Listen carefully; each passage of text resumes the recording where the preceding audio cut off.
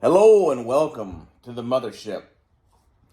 I have only had one cup of coffee. So, what are you going to do about that? Hey, I just wanted to show these two customs specifically for Gillster 37. He's not old. He's only 37. Shout out to Blue Harvest Marc. Why? Because he gets butt hurt if you don't shout him out every once in a while. Well, I love you, brother. A little Copenhagen for you. Little spit bottle action for you. I do not fucking drink Pepsi, by the way. But somebody does. So dig this. These two characters are customs in every sense of the word, in the fact that these are characters that were invented by Gillster, a team of bounty hunters. We'll go through them one at a time. But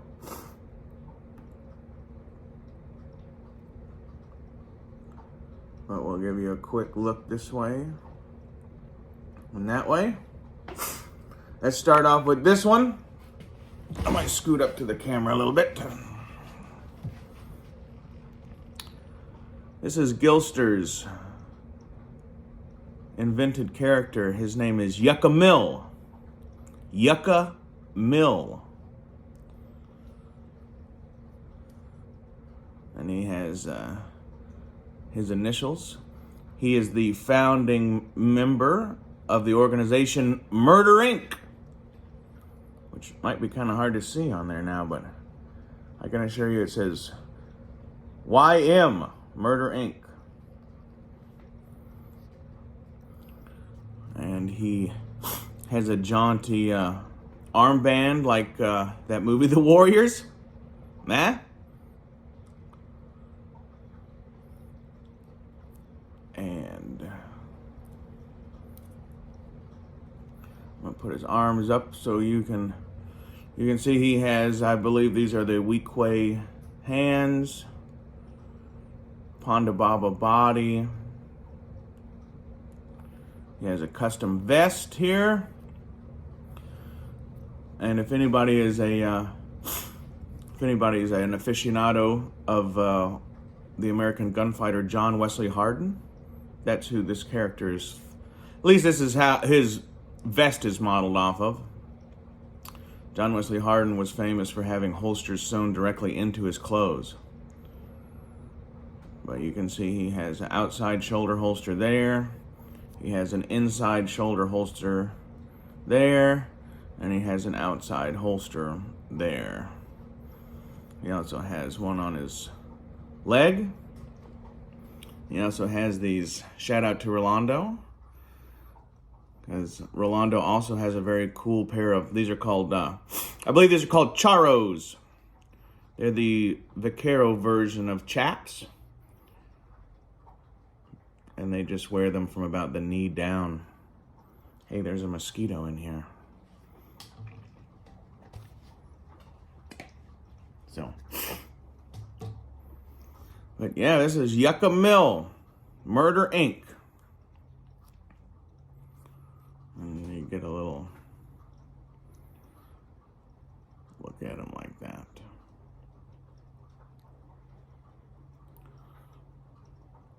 So yeah, shout out to Gillster. These were not on display, as these are some of the things that are in boxes that have not been sent yet. So I had to go find Gilly's box, because Gilly said, man, where's Murder Inc. at, motherfucker? He said, you forsaken me. I said, no, I haven't forsaken you, brother. I said, your shit's right here. Disarray. Your room was in disarray. So yeah, Yucca Mill. All right, now let's switch to the number 2 man in the gang. This is a Weequay, obviously a Weequay head. This is an original Lac-Sivrak body. You can see the fur on his chest, but it blends well, doesn't it? Those are the hands from Ponda Baba.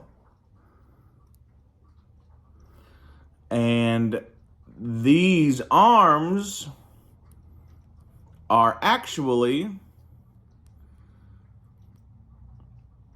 Oh, I got this one on his pistol. Hold on. This one's hung on his pistol. Hold on. There we go. These arms are actually the legs from a Lac-Sivrak. Can you see it? But these arms make excellent, or these legs make good arms for a character who has... Oh, no! Hold on. See how he's got a very much two-gun gunfighter look. Like that, you know. So yeah, Lac-Sivrak legs make fucking good arms on shit. And of course, these are Ponda Baba legs. Jaunty boots. So this is Bizbo Zinc. Again, this is one of Gillster's original characters. The name Bizbo Zinc predates Babu Frick, so I think that they fucking copied Gillster, to be honest with you. But and you'll have to get with Gillster to get the whole story. I'm sure there's like a comic book or something coming. He also has his Warriors style armband to identify him as a member of his own gang. Which, you know, when we were in a gang, we actually didn't fucking tell anybody. We just knew who was in the gang. And he has a drop holster. Very much a gunfighter style. Come on, focus. There we go. Very much a B Western Hollywood drop holster. He also has a gunfighter style offhand, not offhand, but off-body dominant hand holster, much like John Wayne in The Shootist. Do you remember John Wayne in The Shootist? He had 2 guns, but he had them both rigged up to be drawn from the same hand. So, and the reason John Wayne did that in that movie, he was paying homage to what is called the New York Reload. It is always faster to drop your empty gun and draw a second gun than it will ever be to reload.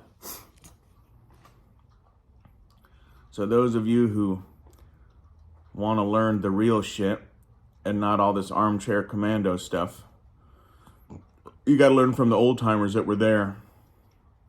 Don't learn from the motherfucking... Don't learn from motherfuckers who thought they were there, you know what I mean? And of course, that's why Yucca Mill, that son of a bitch carries fucking, I don't even know, 4 or 5 guns. But so shout out to Gillster. Gillster, I hope you're working on this fucking comic book, man. And as far as I know, Murder Inc. at the moment only has these 2 members. But as soon as Gillster says, oh, you know, the guy that hires them is whatever, you know, then we'll make another one. Shout out to Marc, Blue Harvest, for no particular reason. Except I love you. We sent off the box to Mr. B. Mr. B, I'm sorry that's been taking so long. I really need to apologize to Mr. B and to Dave's Dimension and to Duffman. I threw in a couple little extra things in there for you, brother. But I hope everybody's doing well. And there's nothing but love and respect off of the mothership for all the community. Except for those of you who know who the fuck you are.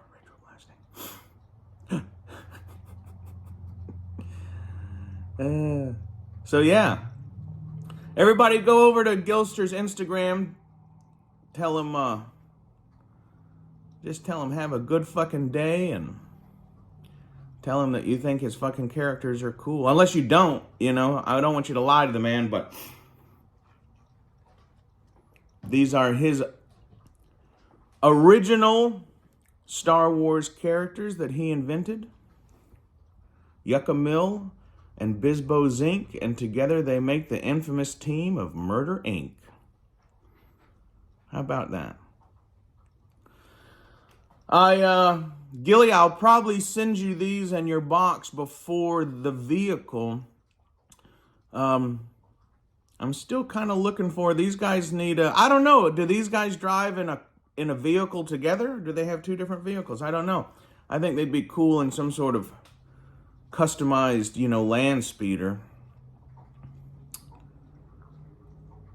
But anyway. All right, I guess 10 minutes is probably long enough. I've been waffling a little bit. I've been looking at these figures in the... I'm fairly proud of these. I'm fairly proud of these. You know, Gillster explained to me who they were and what they looked like, and he said, you know, do what you can do. And I had a lot of fun doing this. And I had a lot of fun putting my own spin on it, like the multiple holsters, giving them that little bit of a cowboy vibe, you know. Because you'd really think, you know, you look at the cantina and you look at the type of world they live in, you know, you think there would be much more crossover type western-y. I mean, Star Wars is a space western, they say, right? So let's bring that back. But, you know, the people writing Star Wars, they need to go fucking watch more westerns than just the fucking generic Clint Eastwood shit that Google says you should watch, man. You can really tell, you know, it's like you see somebody with a Led Zeppelin shirt, you know, and you're like, oh, I love Led Zeppelin. They're like, I love them too. And you're like, what's your favorite song? And they're like, Stairway to Heaven. And then you're like, name another song. And then they can't. You know what I mean? I can't stand that shit. Just say, oh, I don't really know them, but I like this song. And then somebody can come along and say, hey, man, check out this song. Check out that song. Does anybody remember when Led Zeppelin got fucking sued by Howlin' Wolf's widow for the Lemon song? Does anybody remember that? Does anyone remember that? Because Lack does. Lack does. All right. This has been Yucca Mill and Bisbo Zink. Don't end up on the wrong side because you might have to meet Murder Inc. Lexirac out.